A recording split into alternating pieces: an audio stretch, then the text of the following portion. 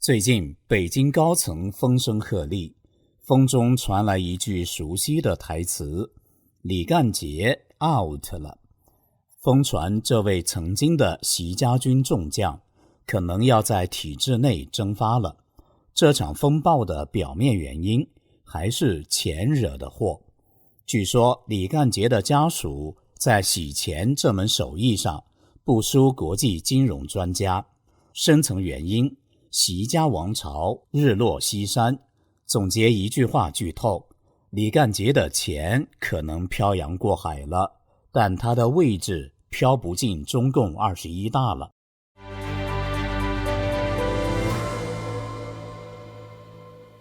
你好，这里是希望世界识海秘辛，我是邵峰。据澳洲自媒体人蒋网正爆料，李干杰已被踢出中共21大名单，彻底与核心领导层说拜拜了。李干杰本人没有被发现什么大事，但他的家属可没少折腾，通过香港的一些离岸公司和一众白手套，成功把超过3亿美金，对，差不多20亿人民币，漂洋过海的转到了新加坡和美国。传说当局看到这操作，直接火冒三丈，你贪也就算了，还敢转出去，政治规矩你敢打破？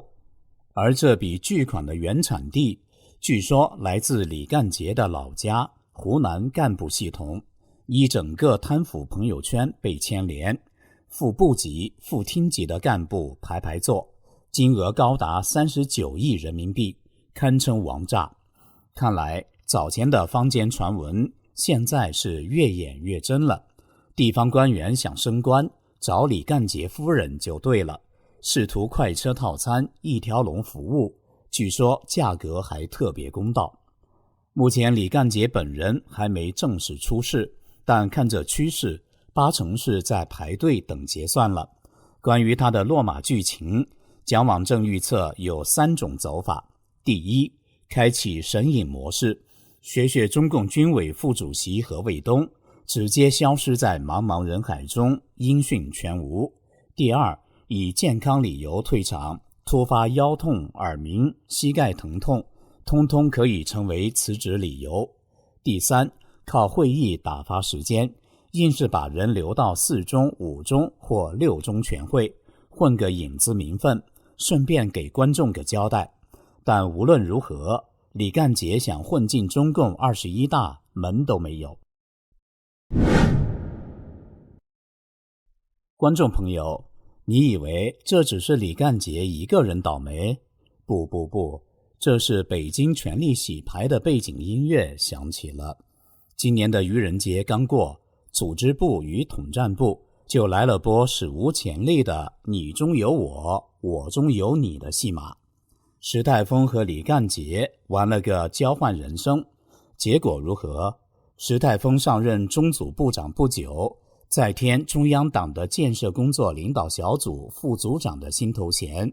这活李干杰当中组部长时就没干过，现在更是沉寂到要到备忘录中去找他了。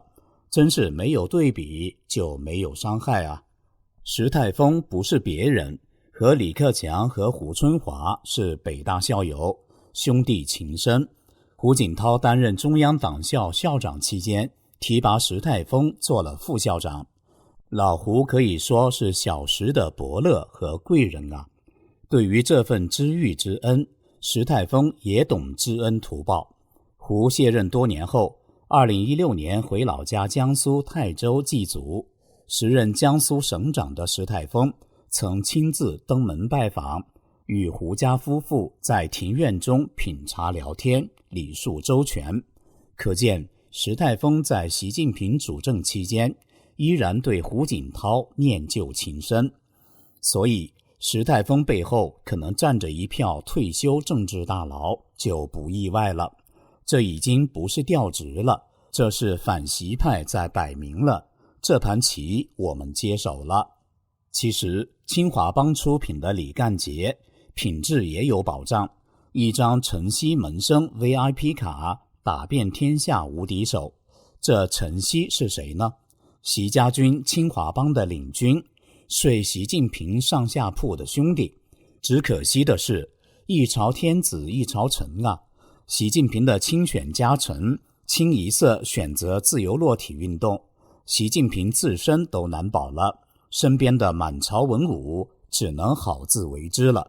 传闻李干杰换岗这事背后就有元老派的施压，其实一切早有迹可循。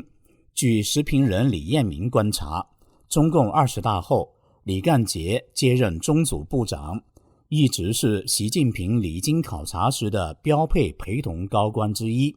2024年上半年，习6次离京考察活动中，李干杰每次都陪同，但到了中共3中全会及北戴河会议后，事情就悄悄起了变化。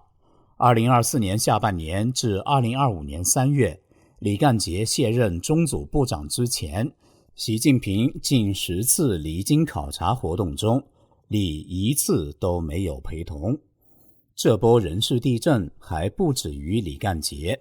时评人老登爆料，中共公安部大佬王小洪也要打包走人。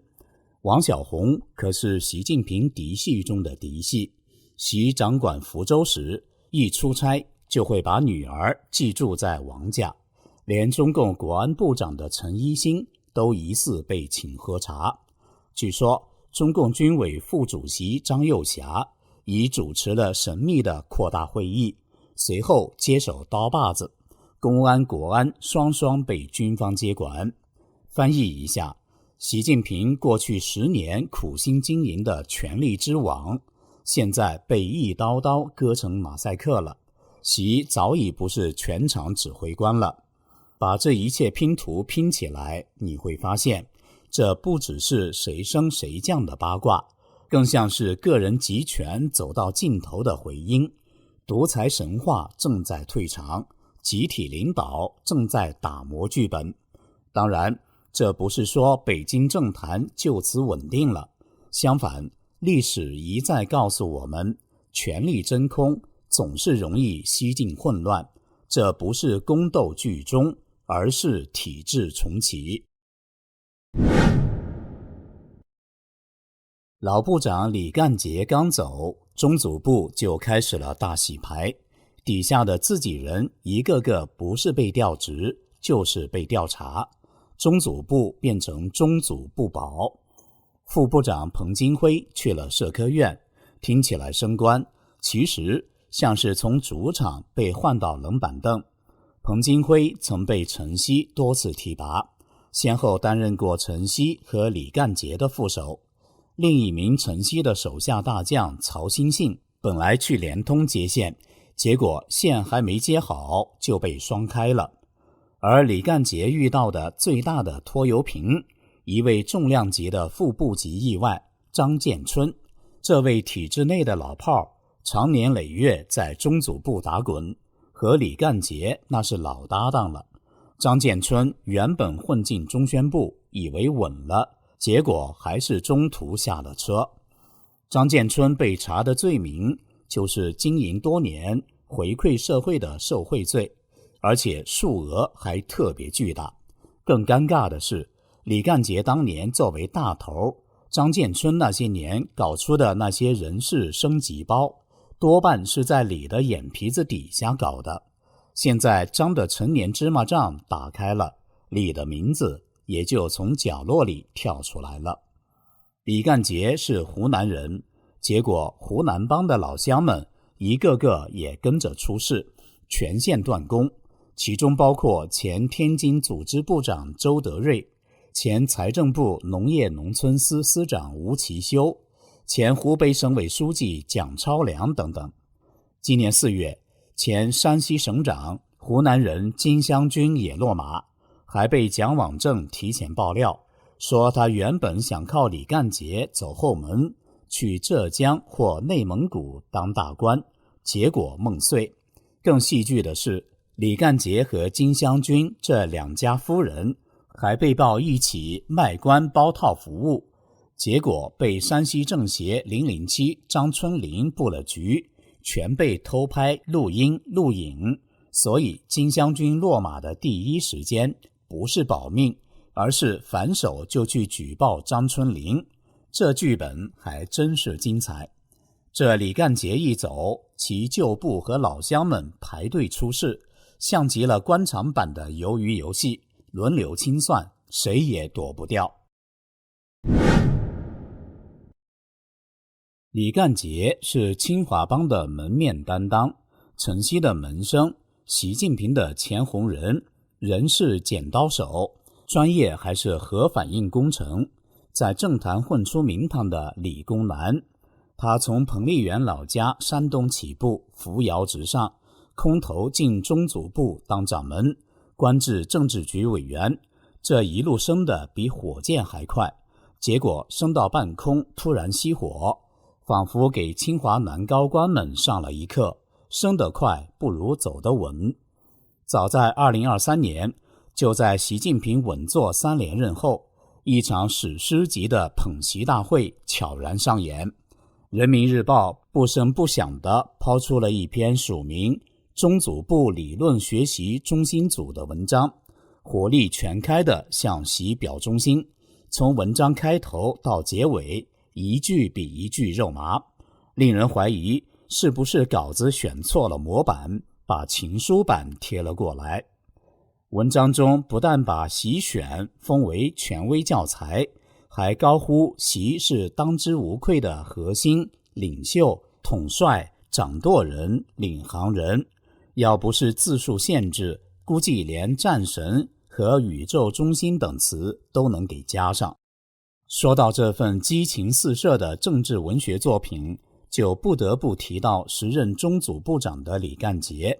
专攻核反应堆的他，还是懂得稳、准、狠，热情释放风格的。